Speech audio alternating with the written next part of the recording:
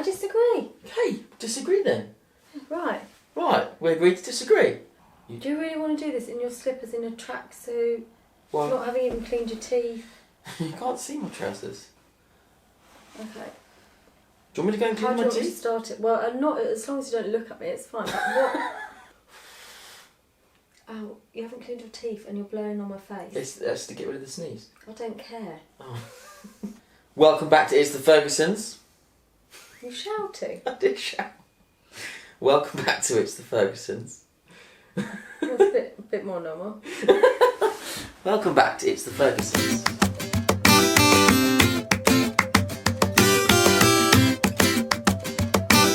Teddy goes to school in September. Unbelievably, we're both in complete denial about it. But we have been looking at primary schools. And while we're going to each school and thinking about what we like and don't like about it, a few people have asked us to tell them What we look for. yeah, what we look for in a primary school, because I am early years Key Stage 1 teacher. And I am a Key Stage 2 primary school teacher. You know, that's our professions. Well, so... Go on. No, sorry. Yeah. So all we do, so really, it just means that we look at a primary school from a slightly different angle to most parents who don't have a background in teaching, because we've obviously been in primary school so much. We are going to tell you what we look for, but remember that this is us, and we're not saying this is what you should look for by any means whatsoever. No. Because what you want will be very different from what I want. Yeah, but there might be something that you go, I hadn't really thought about that. So this is how we are going to choose our top 3 primary schools for Ted. That. Number 1. Teddy's summer born. Hang on. I look smaller than you, and I don't like that. There. That's better. Teddy's a summer-born boy, which means that we have to consider both of those things when we pick our school. So we will be asking how the children will be introduced into school time-wise. Do they all start on the same day, at the same time? Do they stay all day from the first day that school starts in September? Or do the summer-born children come in slightly differently? Because Ted's basically a year younger than some of the other children that will be going into that school, into his class. And so it's quite a big ask at that age, I think, for Ted to be doing the same amount of time as someone who's a year older than him. And all schools will be different on that. Yeah. Number 2? Yeah. Number 2. Size.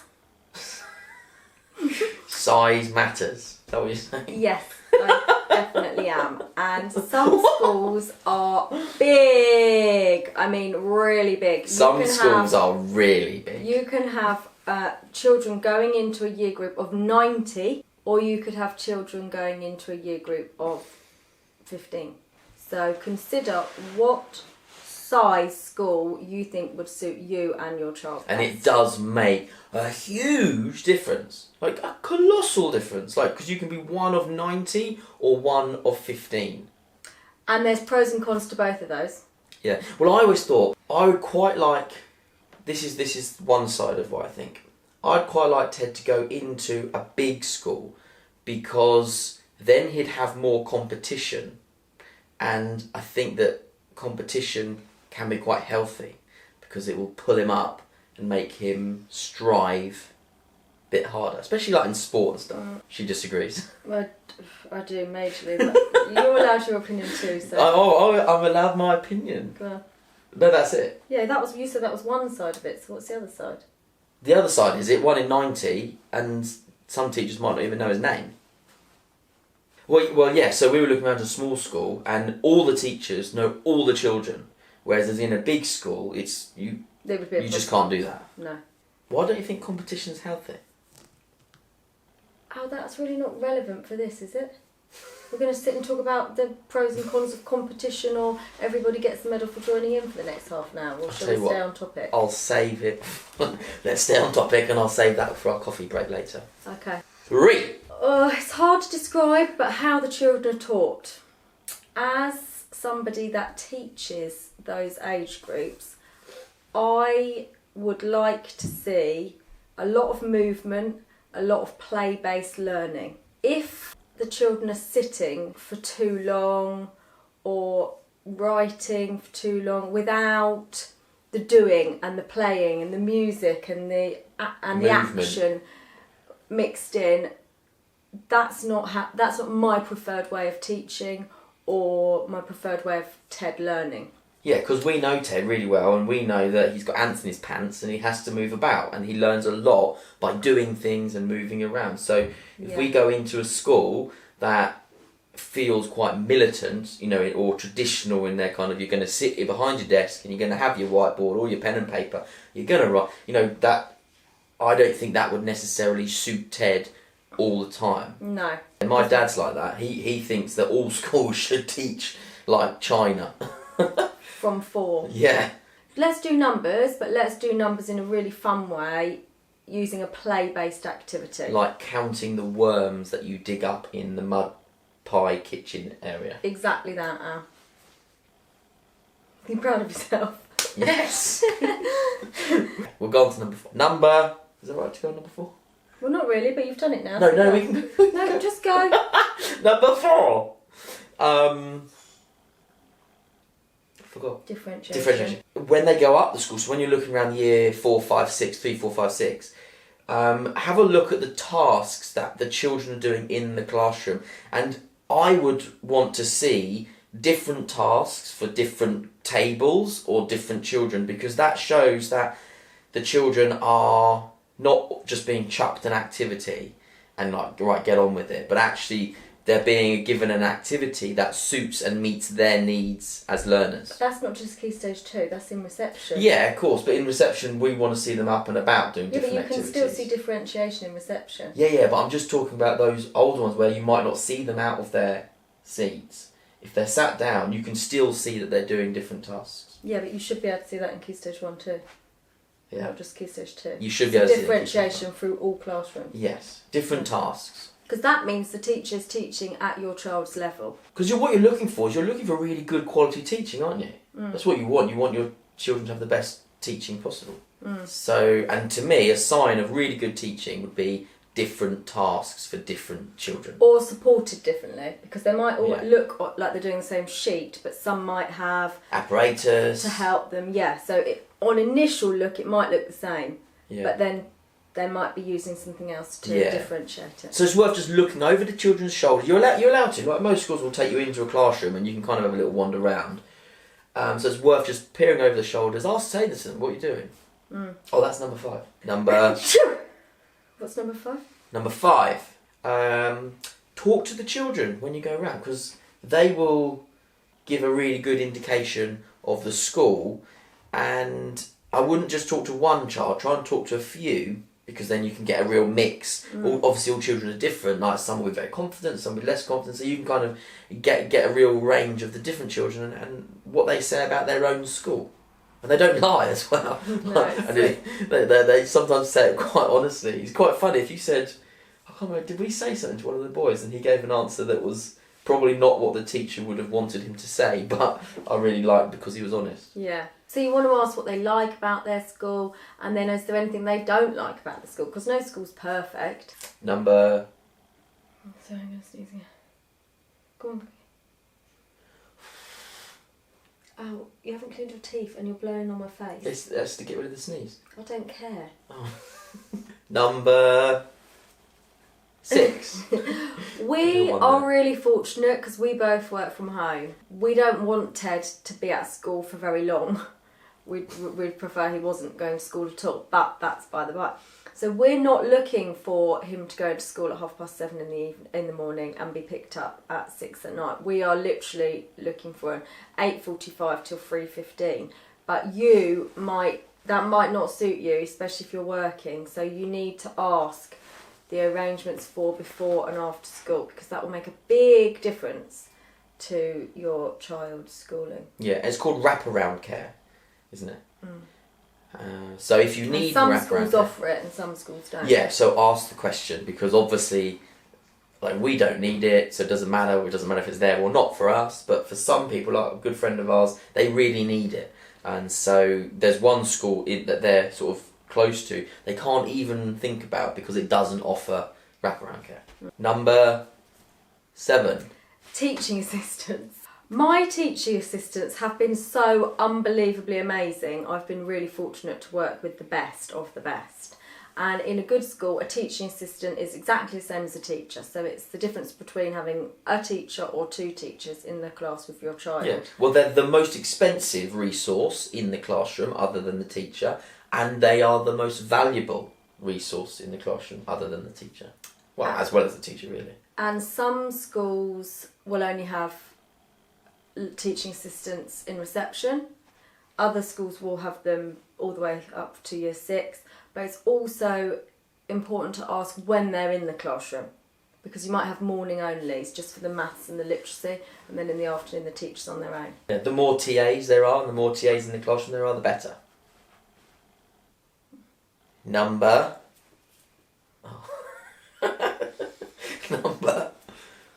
8. It's hard to do. It's probably worth asking if the schools follow any schemes. Jolly Phonics, Read Write Inc. There's loads of them. But you probably want to ask the school that you're interested in which they follow, because then you can look it up and check that it's something that you agree with and a way that you like the look of. Because the same topics can be taught very differently. Number 9. Outdoor learning. Bosh. I was fortunate enough to teach in a classroom that has doors opening onto an outside area. But even if I didn't, I would always make sure the children got outside. Yeah. What is that thing you say? There's no such thing as bad weather, just...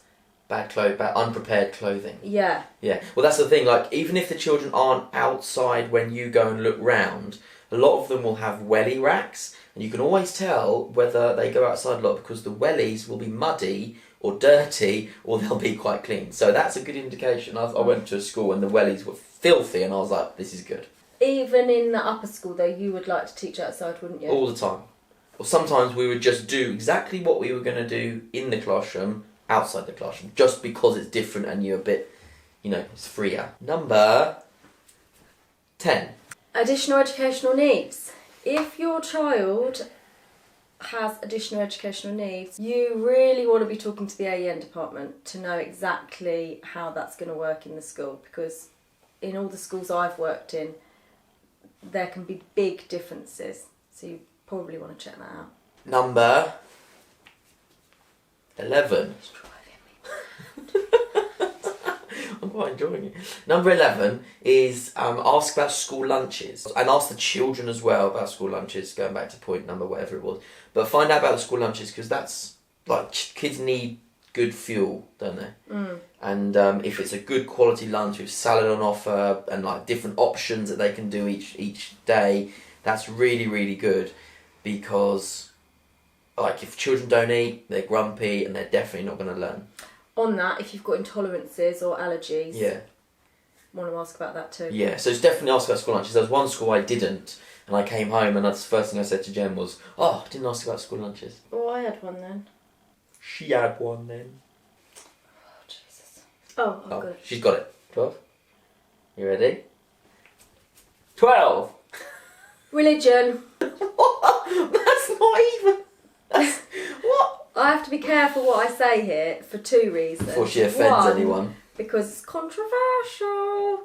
And 2, because Al and I are on completely different pages. In your head, know how much religion you want or don't want your child to be involved with on a daily basis. Because some schools, or most of the schools around here are... faith-based. Like nearly all but 3, I think. And there's like 20. Yeah. So you're quite limited on that, choice-wise. But even if you're going into a faith school, there's a very big difference in what that means. And it would be worth asking how much prayer or worship there is in each day that your child's going to be at school. 13. Homework. A lot of parents have very strong opinions on homework. If you are one of those parents with a very strong opinion, check that the school matches up to... I've remembered. Right, okay. Okay, just must bang matches up to what your wishes would be. Because often when it comes to year 2, when the homework goes up a bit, parents can get a bit upset about it. It's good to know what you're signing yourself up for. Number 14. And lastly, have a look at Ofsted reports. Not lastly, because I've got another one. Oh, she's got another one. Okay. Penultimately. Good word, eh? Penultimately, have a look at Ofsted and like the results, SATs results and whatever else, the tests in year 6. Have a look at them by all means, but take it all with a pinch of salt, because year on year it differs, and like a couple of teachers could go and a couple could come and the whole thing could completely transform. So your child's going into reception, by the time they get to year 5 and 6, the school could be very, very different. So it could be much better, it could be much worse. So just bear that in mind when you're looking at Ofsted and results. That wouldn't be the reason that I'd give, but I would still say take it with a pinch of salt, but for other reasons. Are we reading between the lines? No. Because the day before Ofsted, all the teachers go round and do all the displays and mark their books and make it all look nice and shiny. I mean, I never did that, of course, but just saying.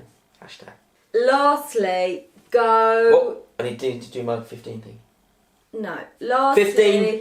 Go to as many schools as you can. We thought we knew what school we wanted Teddy to go to, and then we've walked into them and within 5 minutes said this is a no for us. And there are other schools that we weren't so sure about. We've walked in and come away nearly in tears saying that's the one we want and we're probably not going to get it. Done. As an aside, I'm this close to not sending Ted to school at all and setting up my own kind of like home little nursery, preschool, school, secondary school, so that children don't have to go to school. So, Yeah, but then it would be school. Then there'd just be a school here. Yeah, but it would be a school that was run the way that I want it to be run. Yeah. And it would be run with all my hand-picked teachers that agree with me.